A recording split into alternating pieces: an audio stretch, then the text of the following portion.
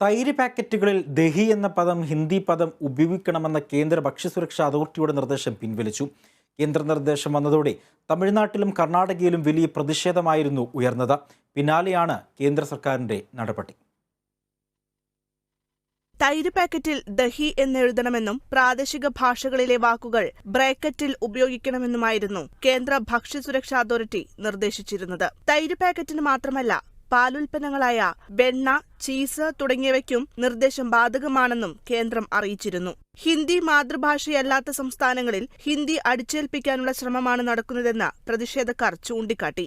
ഭാഷാസ്നേഹികളായ ജനങ്ങൾക്കെതിരായ കേന്ദ്രത്തിന്റെ നീക്കം അനുവദിക്കില്ലെന്ന് തമിഴ്നാട് മുഖ്യമന്ത്രി എം.കെ. സ്റ്റാലിൻ ചൂണ്ടിക്കാട്ടി.